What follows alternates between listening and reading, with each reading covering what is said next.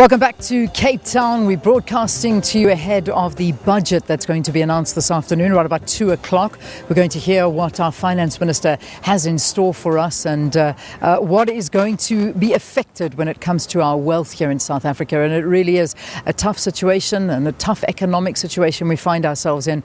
And the talk of increased taxes is one of those things that I know people are very worried about. But unfortunately, I think it's going to be a reality for us. So let's talk to some students. Let's find out from them what they think we are going to experience this afternoon. Every year, South Africa's brightest economic students are given the opportunity to sharpen and share their thoughts about the economic issues of national importance in the budget speech competition. So we've got some postgrads, we've got some undergrads that are here with us on the program. They got to come and join us today just to chat about what they think the finance minister perhaps has to do to help South Africa's economy. So let's chat to them one by one and find out. So first I'm going to talk to the undergrads, and I'm going to ask you to introduce yourself and tell me which varsity you're from. Good morning to you. Good morning. I'm Ihsan. I'm from UCT. All right, so you're from UCT, not too far away, so you're just down the road here. Corner. Okay, good.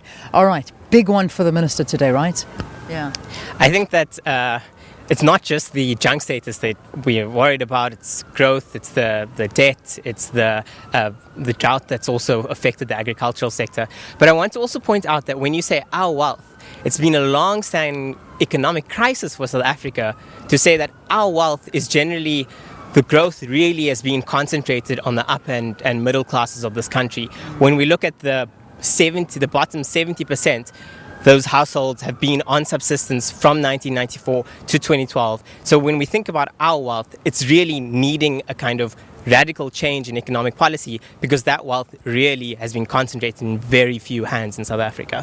Yeah, which is a big issue. And you can see that with the frustration amongst people, all of the strike action that's happening, people protesting, people that are just, they're very, very unhappy. And I know one of the things you had to focus in on was the minimum wage, was something that you had to talk about. I mean, what are your views on that? Well, so as I said, we're in a long-standing economic crisis in terms of wealth, but also in terms of inequality. This country has the worst Gini coefficient, which is the standard measure for inequality.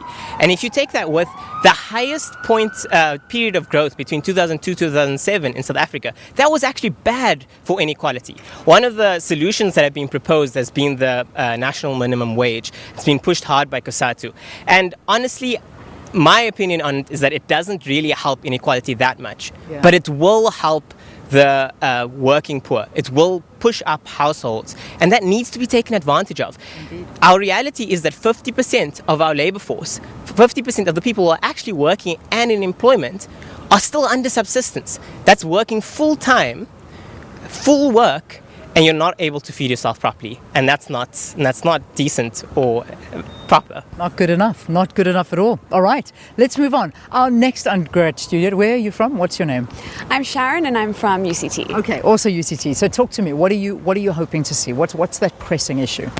Well, I think everyone is hoping to avoid junk status at the moment, and we'd also like to see how the budget and the fiscal policy is going to help growth in South Africa. Ihsan said it all. I think it's important to know that growth doesn't necessarily mean equality, and we want to see how the bottom half or the bottom 80% are going to be able to be uplifted and have a better standard of living. So yeah, it's a tough situation that the minister's in. Lots of people that he has to look after. The businesses need to be taken care of, and they want to see growth, and they want to be in an environment where they're happy to be investing their money. But at the same time, we can't ignore the blatant fact that there's a huge population in South Africa that are being ignored. Okay, so these are some of the issues that I think a lot of people are wanting to talk about. I mean, you're mentioning inequality, you're mentioning that minimum wage, we're talking about poverty, we're talking about that gap between the rich and the poor.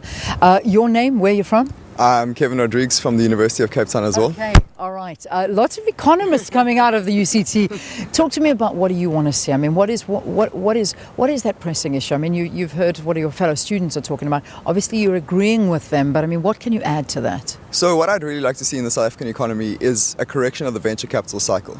So something that we're always harping on about is how we need to promote small business, we need to promote, enterprise development and a culture of entrepreneurship in the country. And there's just not enough capital there, especially at the high risk end of the spectrum at the beginning, to grow these businesses from concept phase, just at that beginning stage. Because we've got Series A and Series B funding, which is further along the cycle. What we don't have is the beginning stage, the students that want to try something crazy out, the entrepreneurs out there that have this fantastic technological innovation, that they just need 50,000 Rand to just prove it so that they can go out there and get the millions that they need.